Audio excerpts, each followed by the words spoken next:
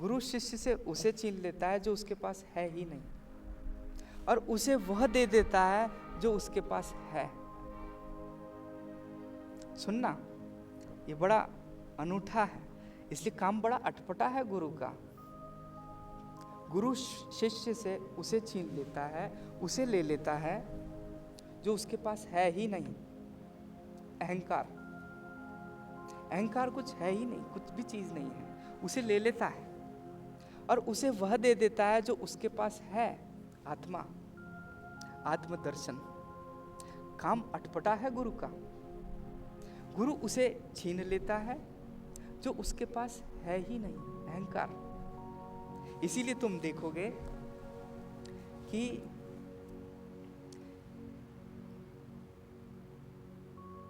अर्जुन जो है वो कई चीजें सीख करके आया है, कई बातें सीख करके आया है, कई चीजें जानता है। और कृष्ण उससे क्या कहते हैं? कृष्ण उससे कह रहे हैं सर्वान धर्मान परित्यज्य मामेकम शरणम व्रज। सर्वान धर्मान परित्यज्य मामेकम शरणम व्रज। हे अर्जुन, तू सभी धर्मों को, सभी जो चीजें जानता है उनको छोड़ दे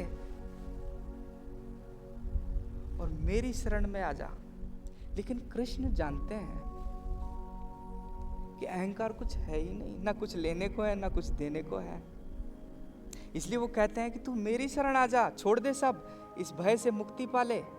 और पूरी भगवत गीता को तुम पढ़ोगे तो तुम्हें समझ में आएगा कि ये गुरु और शिष्य जो वार्तालाप कर रहे हैं वो पूरी गुरु शिष्य की वार्तालाप है। अर्जुन जो है थोड़ा अहंकारी शिष्य है, वो बहुत कुछ जानता है, वो छोड़ने को राजी नहीं है, अपने अहंकार को गिरने नहीं देना चाहता। और कृष्ण नाना प्रकार से, कई तरीकों से उसको कहते हैं कि छोड़ सब, सर्वान धर्मान परित्यज्य मामेकम शरणम व्रज। छोड़ दे सब और मेरी शरण में आ जा। वो कहता है मैं कैसे मान लूं? उसे विराट रूप दिखाते हैं, उसे बताते हैं कि मैं ही हूं, प्रमाण देते हैं। वो प्रमाण मांगता है, कैसे मान लूं तुम ही परमात्मा हो, कैसे छोड़ दूं? उसे अनेकों चीजें दिखाते हैं, आजा। और पूरी भगवत गीता इसी पर चलती है।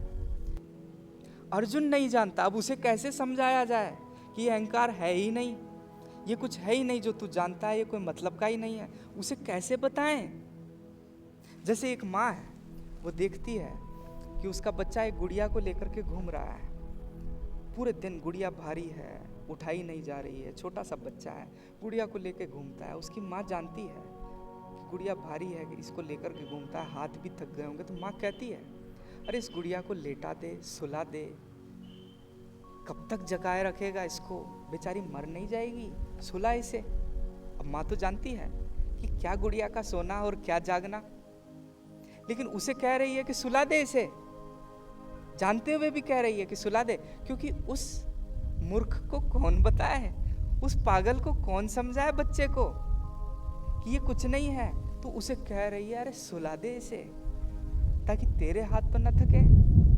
तो कृष्ण जानते हैं कि कुछ नहीं है लेने देने को, ना अहंकार देने को है ना अहंकार लेने को है, लेकिन क्या करें?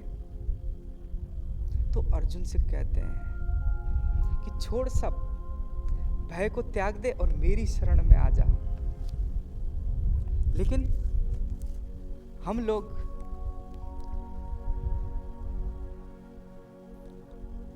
इस अहंकार में ही रहते हैं और हमारी आदत है कि हम बड़े जल्दी कोई भी जब बात बताई जाती है तो उसे उस तरीके से नहीं समझते जैसे बताई जाती है। जैसे मैं तुम्हें अभी बता रहा हूँ, इसको तुम अपनी तरह से तोड़ोगे मरोड़ोगे और वह ना समझ पाओगे, जबकि मैं बहुत क्लियर कट तुम्हें ये बातें बता रहा हूँ कि तुम्हारा शिष्य होना कितना महत्वपूर्ण है। हो सकता है ये श्रद्धा तुम्हारी किसी मूर्ति में हो, किताब में हो, किसी देवालय में हो सकता है, लेकिन फिर भी मुझे संशय है कि जब जीवित में ही ना हो सकती है, हो ही नहीं सकती जीवित में, जब किसी गुरु के सानिध्य में नहीं हो सकती है, तो फिर किसी मूर्ति के प्रति हो, किसी किताब के प्रति हो, ये थोड़ा मुश्किल है। क्योंकि ऐसी परिस्थिति में तुम अपने अहंकार को बचाए रहोगे। श्रद्धा तब होगी जब अहंकार ना होगा। और तुम किसी देवालय में जाते हो तो अपनी ही धारणा को, अपने ही अहंकार को लेकर के जाते हो। गुरु ही एकमात्र ऐसा होता है जो तुम्हारे अहंकार को डगमगा देगा, तुम्हारे अहंकार को हिला करके ध्वस्त करके नीचे गिरा देगा। जब उसके ही सामने श्रद्धा प्रकट ना कर सके तो कहाँ करोगे। लेकिन हम जो भी करेंगे, हम इस पूरी वार्ता से कुछ तोड़ मड़ोड़ के अपना निकाल लेंगे। हम चूकने में माहिर हैं। और थोड़ा जो बताया जाता है, तीर कहीं और ही लगा देते हैं, निशाना कहीं और ही चला देते हैं। मैं तुम्हें पिछली बार भी एक बात बताता था, यूनान में एक फकीर हुआ डायोजनीस। एक बार क्या हुआ, डायोजनीस ने देखा एक बिल्कुल नौसिखिया एक तीरंदाज है, वो तीर चलाया जा रहा है, लेकिन एक भी तीर निशाने पर नहीं लग रहा है, एक भी तीर टारगेट पर नहीं लग रहा है। लोग देख रहे हैं, उसको दिखाने का शौक है, सीखतड़ है, बिल्कुल नौसिखिया सिखिया है बिल्कुल, लेकिन दिखाने का शौक है। अभी कला पूरी डेवलप ही नहीं है, कला पूरी विकसित ही नहीं, और सिखाने का बड़ा जोश चढ़ा हुआ है। तीर पे तीर चला रहा है, एक भी तीर नहीं लगता है। कोई तीर ऊपर उड़ जाता है, कोई तीर नीचे गिर जाता है, कोई दाएं जाता है, कोई बाएं जाता है, कोई पहले फुस होके गिर जाता है। एक भी तीर नहीं पहुंच रहा है निशाने पर, लेकिन वो है कि चलाए जा रहा है बस। डायोजनीस जब ये चीज देखता है बीच बाजार के अंदर, तो डायोजनीस भागता है, और वो जो निशाने का टारगेट पड़ा होता है, टारगेट जो होता है, निशाना जहाँ लगा रहा होता है, साध रहा होता है, वो जाकर के उसके नीचे बैठ जाता है। तो लोग कहते हैं, डायोजनीस तुम पागल ही हो क्या? हम जानते हैं कि तुम पागलपना करते हो, पर इतना पागलपन कि तुम उसी के नीचे जाकर के बैठ गए। डायोजनीस हंसता है और बोलता है कि ये जो तीरंदाज है, जिस प्रकार से ये तीर चला रहा है, मुझे तो लगता है एकमात्र यही जगह है जहां इसका तीर ना आएगा। बाकी दाएं बाएं कहीं भी जाओ वो सेफ नहीं है, वो सुरक्षित नहीं है। ये सब जगह तीर मार रहा है सिवाय इसके। अब मैं तुम्हें जो बताता हूं वो सीधी सी एक बात बता रहा हूं। अब तुम सब जगह तीर मारोगे सिवाय उस एक शिष्यत्व के, क्योंकि उसमें तुमको कुछ होना पड़ेगा, उसके अंदर तुमको कुछ खोना पड़ेगा, तुम्हें कुछ बदलना पड़ेगा।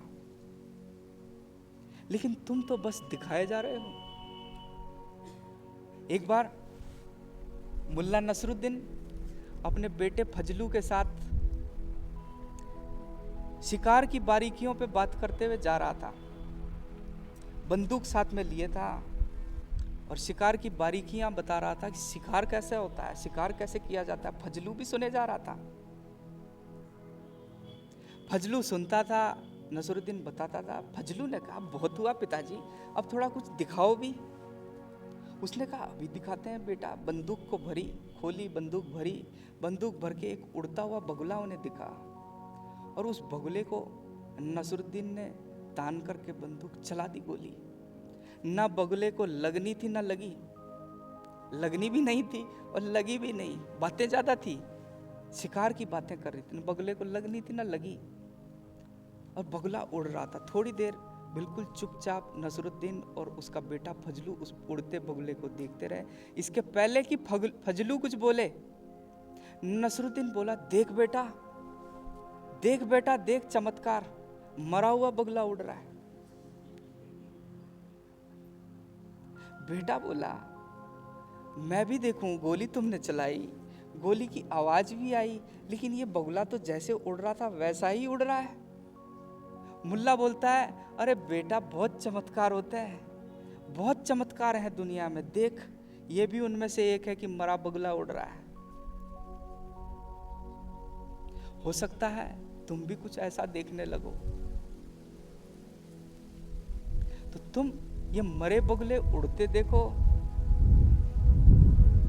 तुम ऐसे गुरु की तलाश करने लगो कि जो तुम्हें मरे बगुले उड़ते हुए दिखाएं, तो तुम धोखा ही खा रहे हो। तुम अपने आप में, मैंने तुम्हें कहा, नोइंग इंपॉर्टेंट नहीं है, जानना इंपॉर्टेंट नहीं है, बीइंग इंपॉर्टेंट है। तुम्हारा अस्तित्व, तुम्हारी आत्मा इंपॉर्टेंट है, तुम महत्वपूर्ण हो।